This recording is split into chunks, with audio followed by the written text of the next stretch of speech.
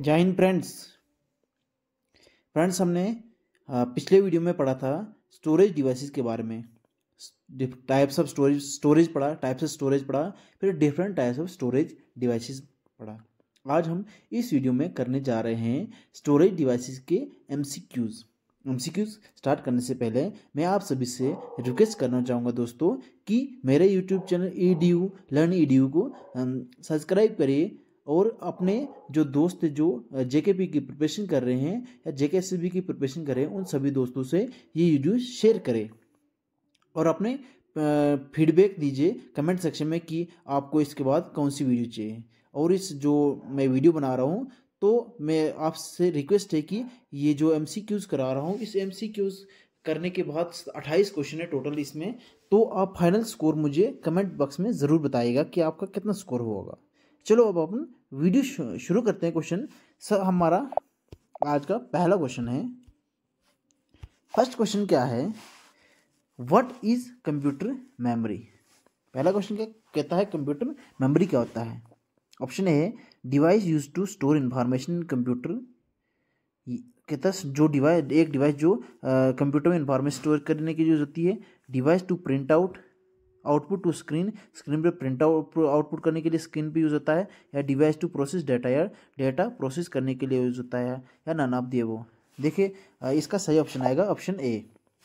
कहता है computer memory का काम होता है कि वो device use to store information, computer में इंफॉर्मेशन स्टोर करने के लिए डिवाइस का यूज होता है। कहता है ये किसका काम होता है, कंप्यूटर मेमोरी का।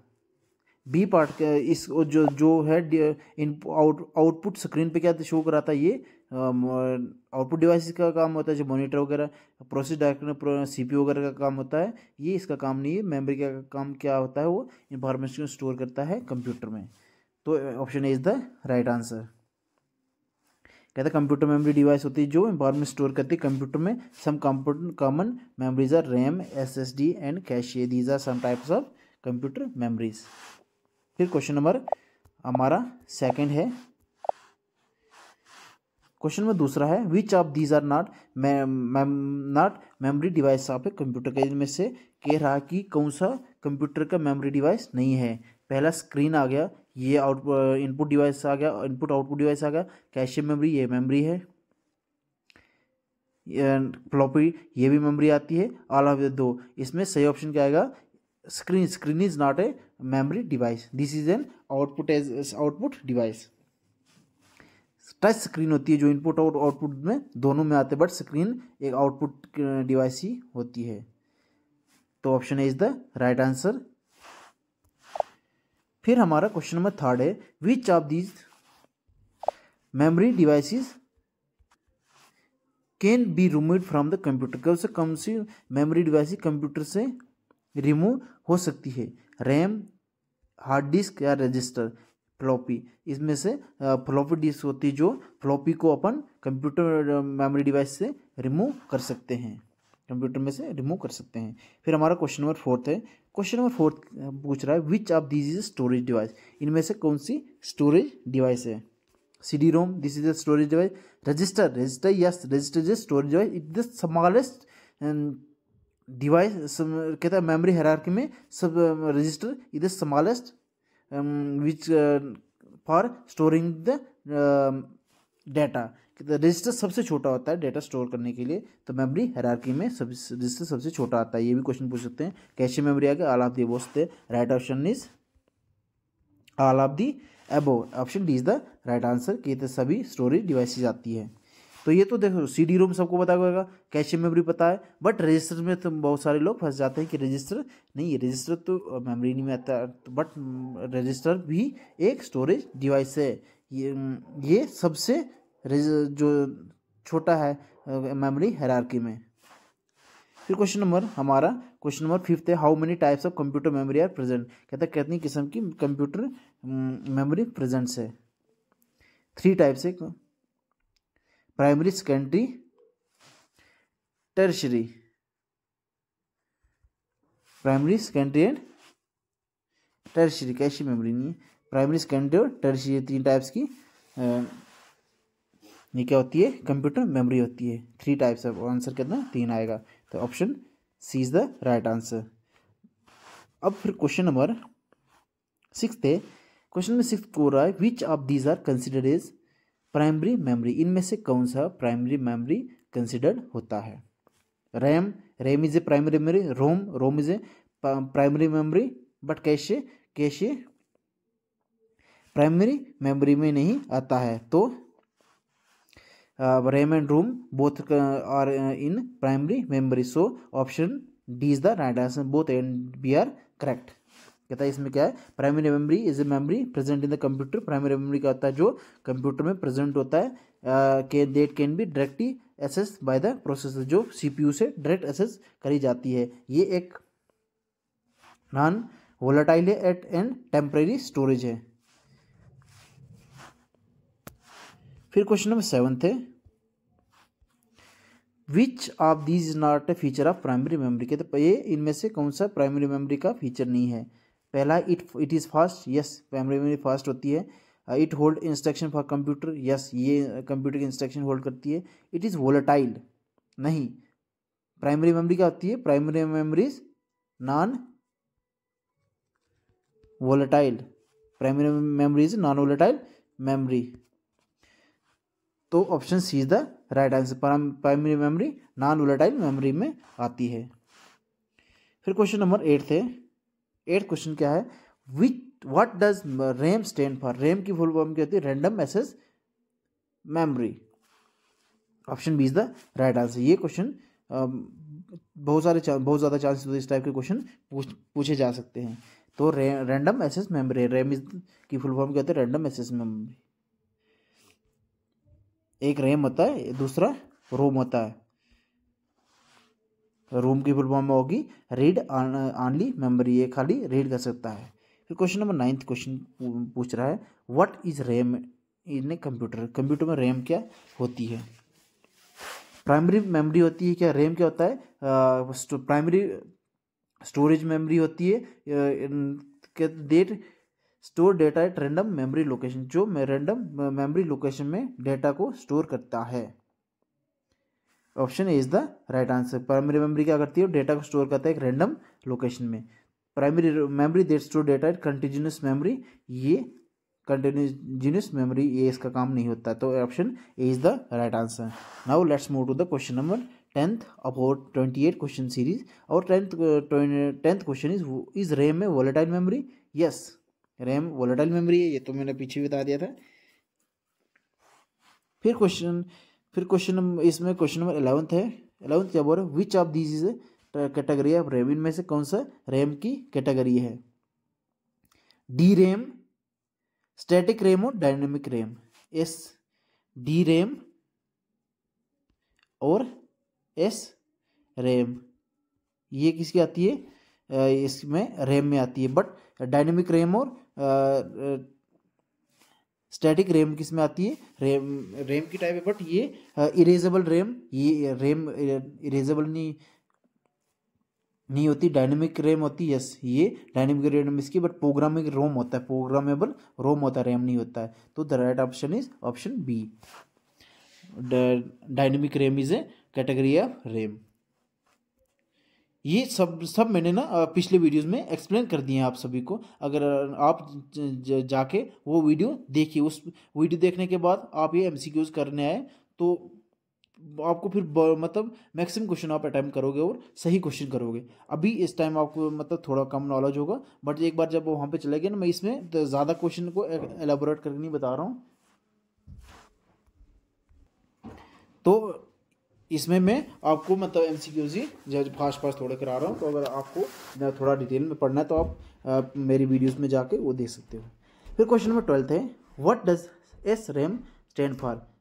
अभी मैंने पीछे बताया था एस रैम का मतलब static RAM, static random access memory.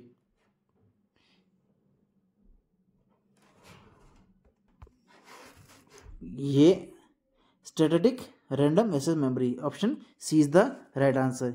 ये ऑप्शन डी नहीं आएगा, option C is the right answer.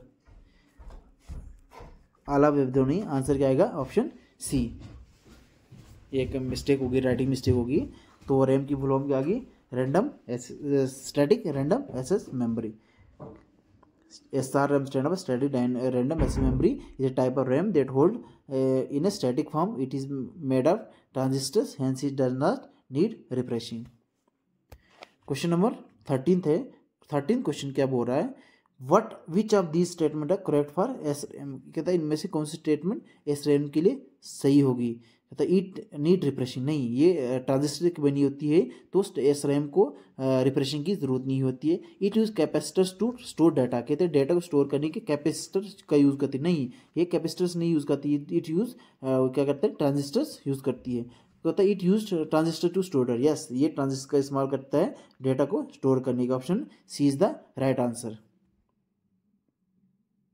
फिर क्वेश्चन नंबर 14 है, what which of these devices are use capacitor to store data. कहता है कौन सी इनमें से कौन सी डिवाइस जो कैपेसिटर का यूज करते हैं, रजिस्टर का यूज करती थी, कौन सा जो रेजिस्टर किस कौन ट्रांजिस्टर का यूज करता था, SRAM करता था। और अब पूछ रहा है कैपेसिटर्स का यूज कौन करता है, तो डायनेमिक रैम का काम होता है, ये कैपेसिटर का यूज करता है डेटा स्टोर करने के लिए। फिर क्वेश्चन नंबर 15 क्वेश्चन नंबर 15 क्या है, 15 क्वेश्चन नंबर 15 है, DRAM has which of these features. कहता है DRAM में इनमें से कौन सा फीचर होता है।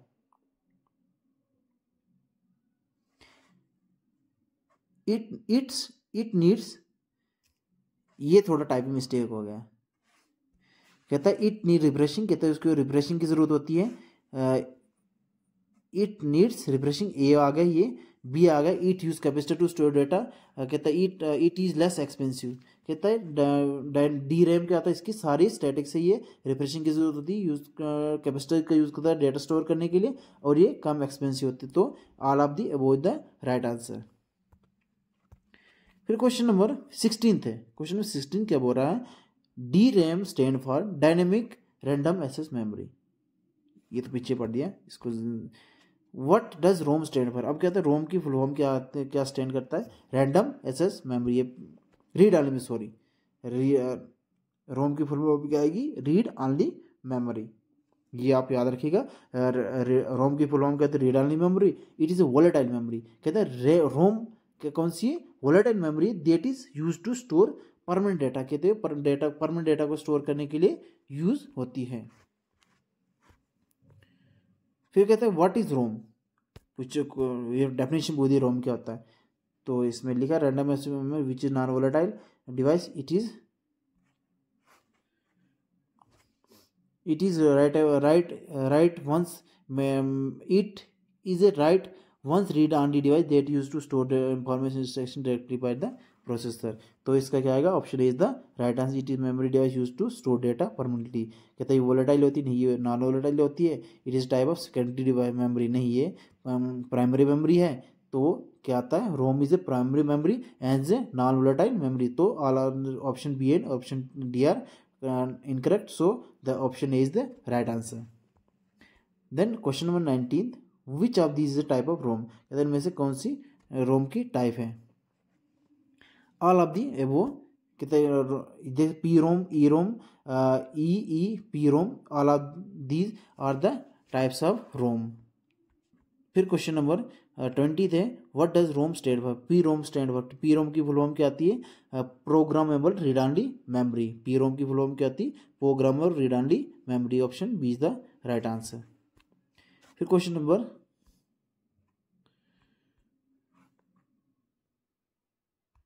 हमारे पास क्वेश्चन नंबर 21 है, what is the smallest unit of data in a computer. कहता है कंप्यूटर में सबसे कहता है यूनिट ऑफ डेटा क्या होता है, वो होता है bit. A bit is the smallest unit of data in computer, representing a symbol binary digit 0 और 1 के फॉर्म में रिप्रेजेंट करता है। Bit is the smallest, bit ये द स्मॉलेस्ट होता है। वह कहता है 8 बिट्स का, फिर बनता है 8 बिट्स का 1 बाइट बनता है। बिट स्मॉलेस्ट होता है, बाइट मतलब एक बाइट में कितने बिट्स होते हैं, 1 byte is equal to 8 bits. और उसके बाद पहला बिट बाइट आता है, फिर बिट बिट आता है, पहला बिट, फिर बाइट, फिर निबल।